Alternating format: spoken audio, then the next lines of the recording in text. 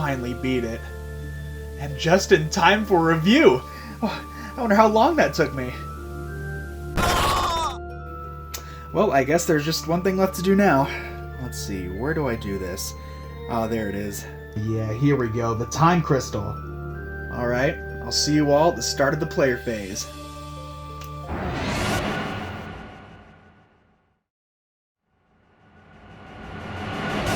Okay, to be fair, I didn't buy this game at launch. In all honesty, I wasn't even sure if I wanted to get it at all, and I love Fire Emblem. It didn't feel like they were really advertising it that well, and they only announced it a few months before it was released. And what they did show made me feel uneasy. Like, doesn't something seem a little off to you?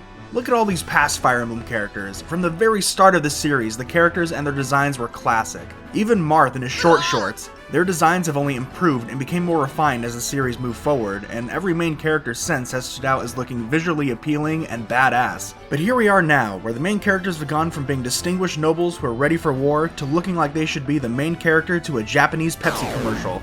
Now, I'm not the first one to make that comparison, but it's generally not a good sign when the game looks weird right off the bat, especially to fans of the series. You know it's bad when the game got leaked and literally everyone thought it was fake.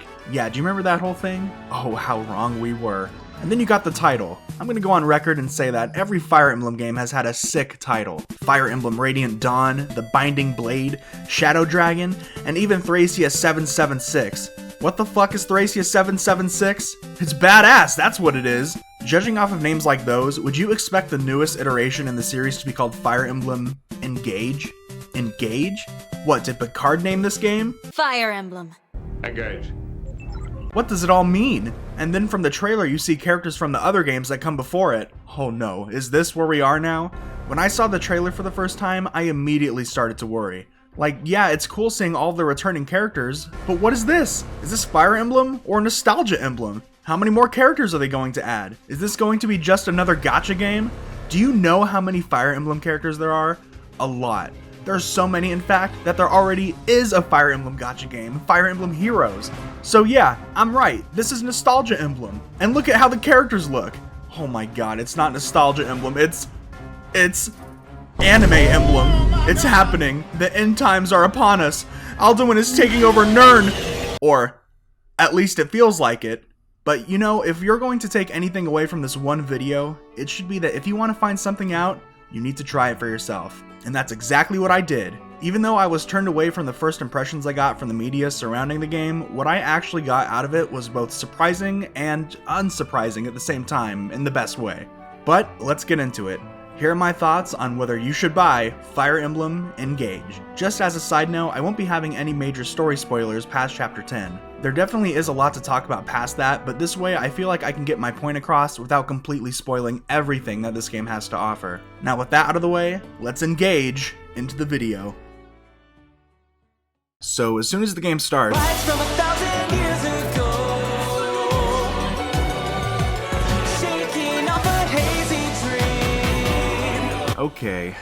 Okay, yeah, this is Anime Emblem for sure. We've officially crossed the threshold. The past games have had songs and they've all been pretty good. I'm mainly referring to Lost in Thoughts All Alone from Fates and The Edge of Dawn from Three Houses. They all did great jobs of setting the theme, but with Engage's song, all I hear is noise. It just seems like a little too much. Much like with Three Houses though, the character creation is very similar and it feels like they just copied and pasted it. Then we watch a cutscene where it looks like the main character, Alir, actually wins the fight, only to be woken up by some new faces. Geez, so far, this feels like a soft reboot of Fire Emblem Awakening of all things. Yeah, you know, the game that actually rebooted the franchise. Both start with the first level having the protagonist fighting the last boss, followed immediately by a scene of them waking up to an unfamiliar world, and both characters have memory loss. It seems kind of odd that the stories are so similar up to this point, but hey, that's fine by me. What really isn't fine though is how much importance the game gives the main character immediately out of the gate right off the bat. Being labeled as the Divine Dragon gives so much power and emphasis to the player character, so much so that it really doesn't feel earned. In Three Houses, Byleth starts out as a mercenary, and it's through the bonds and feats that you share with the other characters where they finally start to feel important and gain purpose. But already in Engage, you're the most important thing to ever happen to these people. I don't know, it just kind of feels off to me, like nothing so far has been earned at all. What drives this point even more is that your mother, who is like the Ultra Divine Dragon, dies before you even get to know her. And trust me, I wanted to get to know her more. Her death is so drawn out and is presented as being the saddest thing ever, but like, bitch, I don't even know you! And her cutscene takes so long to finish that my screen dimmed twice from inactivity. Let's compare Mommy Dragon Lumera with Mommy Dragon Rhea. You get to spend so much time getting to know Rhea and her ideals during Three Houses. While she comes off as motherly and caring, she also harbors some dark thoughts and is not a very tolerant person. Her character has layers, and you get to find out just how deep those layers go by spending time with her. All of the time that you invested into her character pays off and has a bigger impact as the story goes on. But with Lumera, you don't get to experience any of that because she dies in like the first chapter. And some people may argue that that's the point because Alear didn't get to spend more time with her, but from a player's perspective, it comes off as nothing short of lame and uninteresting. Because of this, I was just sitting there watching that cutscene and thinking to myself one simple thing. I just want to play the game! Why are we still here? Just to suffer? Engage throws its whole story onto you right away, and it feels like it takes forever to actually start playing. That wouldn't be so bad if the story wasn't so boring. While the characters in the story were crying and in pain over her death, I got up, grabbed a drink, and started playing the smallest violin in the world until my screen went dark again and I had to move the controller. Even until the very last chapters, I still had no idea what was going on. That's not because I'm dumb, mind you. I was just so uninterested in what was happening that I honestly stopped caring. But still, there are some revelations and plot twists in the story that will surprise you. I mean, me stopping the spoilers at chapter 10 should say something, so even though the story is a slog and a complete snooze fest, it still has its upsides and interesting moments. While it is lackluster, that's not to say that the characters that inhabit and partake in the story are bad. One of the best things about any Fire Emblem game is getting to know the characters. While Engage fumbles with how it treated Queen Lumera and makes Alear seem like a soy boy wrapped in a wet blanket, thankfully the same can't be said for the rest of its cast. As the story progressed, I found that there were more and more characters popping up that piqued my interest. The progression in which you gain new allies feels really good too, making that next level all the more anticipating. Meeting and seeing new characters and how they fit into your army is something that Fire Emblem has done for years, and Engage is no different. You'll come across some that you'll really like.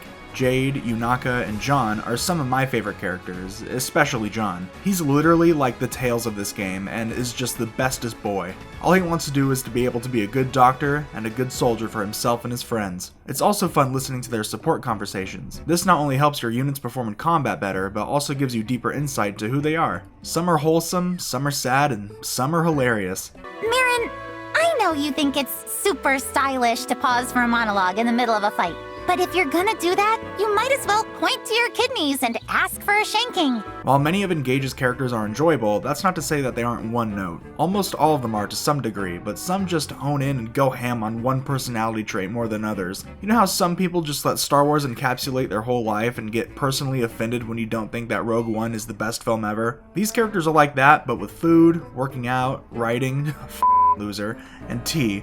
Oh my god, tea. If I had 5 cents for every time someone said tea in this game, I'd have enough money to buy, well, a box of tea. Tea. Tea. Tea. Tea. Tea. Tea. Tea. Tea. Regular tea. Tea. Black tea. Cheers.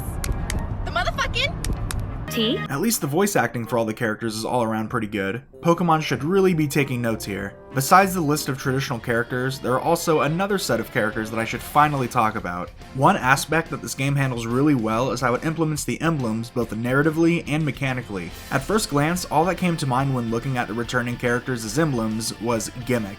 However, I was actually surprised just how well they incorporated this idea. The emblems are essential to the story and the whole world revolves around their presence. Just like with the regular characters, you can form a camaraderie with them and get to know more about them. This is pretty cool for someone like me who hasn't played all the Fire Emblem games, but knows a little bit about these characters. Seeing them portrayed here is a great way for unfamiliar players to learn about the series' past. Their support conversations are great too, especially Ike's. Hello, Ike. I'm sorry if you find my charisma totally overwhelming. Please tell me this isn't how everyone in your kingdom talks. The ability to speak does not make you intelligent. In fact, my only complaint is that I wish that they were longer. They're a little on the short and brief side, but their conversations do get more in depth the higher your support is with them. Many of these emblems felt like valued parts of the team, and I have to say that Sigurd felt like an absolute homeboy by the end. Gameplay wise, they make your character feel super OP, and is how the vast majority of skills were acquired. Experimenting with inheriting new skills and syncing with different emblems is so fun and rewarding. You can make every class and every character as different as you want with this mechanic. I would say that this way of getting new skills from the emblems rivals how you got them in Three Houses, which too was very flexible and experimental. Talking about the emblems is leading us into the gameplay, so let's switch gears and talk about the actual meat of Engage.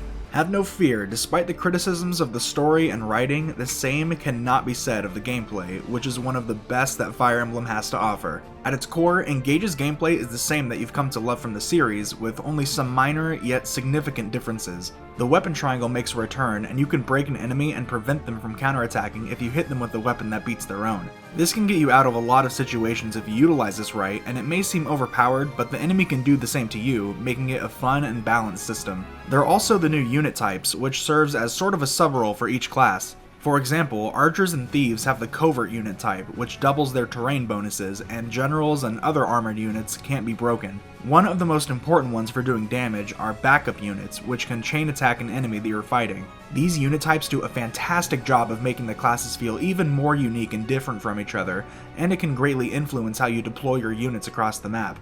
Coming back to the emblems, they can turn your unit into one that feels totally different, though I preferred the ones that made my characters better at what they did. I would say that all of them are good, but some of them really stand out above the others. While you are engaged with them, you can easily cheese some of the maps, and some of them feel straight broken, but it all feels balanced with the difficulty of the game. I was playing on Hard Classic, I'm not brave enough to do it on Maddening yet, but I found some of these maps to be very challenging. I'm talking like down to the wire, if this move doesn't hit, I have to restart the whole level type shit. For inexperienced players and beginners, even normal mode will offer a good challenge. No matter what difficulty you're playing on though, you'll always be able to rewind time to fix any mistakes that you made or get yourself out of a tight spot. Yes, this is the biggest returning mechanic that was in Three Houses, and while I appreciated it there, I feel like it was a little tacked on in Engage. It made sense to have it in Three Houses and was unique, but here it seems out of place.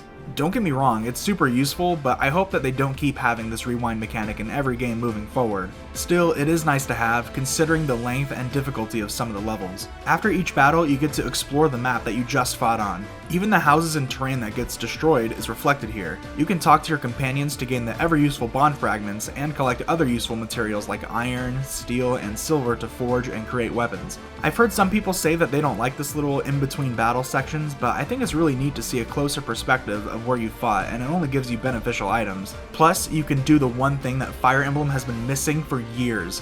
Adopt animals! Adopted! Adopted! Adopted!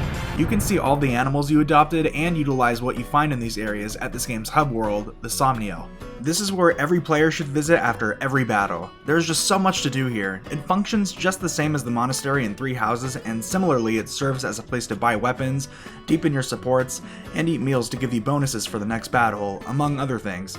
Then there's Somi, who is like the cutest little sidekick that you can dress up and feed to get bond shards. The game tells you that something might happen if you max out your bond with it, but nothing apparent happens, so I think what the game intended is that you form a bond with Somi and you wish that it was your actual pet in real life that you can feed and spoil. And yeah, it totally freaking worked. I mean, the only thing that could rival it is that one gatekeeper in the courtyard. If you were one of those people who wanted Engage to be a gacha game, here you can indulge in your sick fantasies and summon lesser rings from different characters in the past games. These rings only give stat bonuses, which the main emblems already give, but are way better. So really collecting these rings are a waste of bond fragments, but it's still fun nonetheless to see your favorite characters get some representation. Geez, with all this talk of rings, you'd think that the name of the game would be Rings of Power, but oh wait, well then no one would like it. Certain activities you can do with the Somniel will unlock the further you get in the story, meaning that there is something new to do almost every time you get back. The Somniel might even be better than the monastery because there isn't a limit for how much you can do during a visit. Some may say that it takes away from the challenge, but Engage is challenging in different ways. If you're anything like me, you'll find yourself scrounging for gold and smithing materials, which were both present in Three Houses but are way more important this time around. However, a lot of this challenge is curved by the DLC, and since all the DLC has already been released, I figured I should at least talk about it briefly for anyone who's curious. The main criticism I've heard about the DLC is that the new emblems that they add are really overpowered and make the game too easy. While I see where they're coming from, these emblems are really strong and bring some awesome skills with them, the emblems that are already in the game can already make your character OP. I would say that the DLC emblems just make them better at being OP. And also, you really have to work for these emblems. Yeah, you don't just get them after you swipe your credit card, you have to beat them first. Some of these levels are brutal. I was sweating the whole time during Chrom and Robin's fight, and because of the difficulty, you really feel like you earned them. The DLC doesn't just add more emblems though. One of the best additions is the Ancient Well, where you can drop items into it and get something better back. It's all random, but the higher quality items you throw in, the better your return will be. You also get access to a new campaign, which I haven't done yet, but from what I've seen, it looks interesting. My biggest complaint about the DLC is that it was released so quickly after the game came out that it feels like all of what it brings should have been available in the base game. What DLC doesn't feel like that nowadays, but it's still annoying. Regardless, what the DLC does bring is quality, and I enjoyed it, in case anyone was on the fence about getting it. Without it though, Engage still feels like a complete game and can be fully enjoyed by itself. However, I feel like it needs to be mentioned that once you do beat the game, there's no New Game Plus. There really isn't much of a post-game either, unless you want to just max out your characters by doing skirmishes so you can fight the last level again. It feels like it needs New Game Plus, but I think that's only because of how well it worked in Three Houses, which had different endings and characters for you to play with, and was a great way of starting over but still retaining certain things like your professor rank. If you want to play through Engage again, you need to do it under a new save and start from scratch. It feels weird though that from all the waves of DLC that we got, not one of them brought New Game Plus. I don't really know if people will care about this, but when I found out, I was shocked, so I just thought that I would mention it. So, should you buy Fire Emblem Engage? Is it worth your time? Well, its story and narrative is lackluster and downright cringy sometimes, and some of the characters' actions will have you scratching your head at their strategic decision making. While it's true that Engage is not a perfect game, it is a fun one. A very fun one at that. I don't know about you, but the story, while it is important, isn't what makes me enjoy Fire Emblem. It's the moment-to-moment decision making that can lead you down a path to victory or a premature defeat. Feeling rewarded for my decision making, planning out what skills and classes my character should have, and getting to know those characters are what I want from my Fire Emblem, and Engage delivers. All of the new additions that Engage brings makes it stand out amongst its peers while also delivering the same flow of gameplay that people have come to love. If you're a fan of Fire Emblem or even just a fan of strategy games in general, this is a game that you will want to experience. I'm glad I did. However, if all you look for in a game is the story, don't even bother. But if you can look past it, what you'll find are great characters, challenging levels, and fun and rewarding gameplay. Don't be scared by its presentation. At the end of the day, Engage is still Fire Emblem. That's all I have for today. Hopefully this video helped you decide or at least gave you some insight as to whether or not you should check out Engage. If you found the video helpful or entertaining, then consider leaving a like. Or if you didn't agree with my criticisms, then leave a dislike and let me know why in the comments. Remember, just like with the emblems, engaging with the video in any way helps me out, and I appreciate it. But also remember that whether you like, comment, or subscribe, you don't have to do any of those things. But what you do have to do is have a nice day. Thanks for watching, and I'll see you next time. Bye!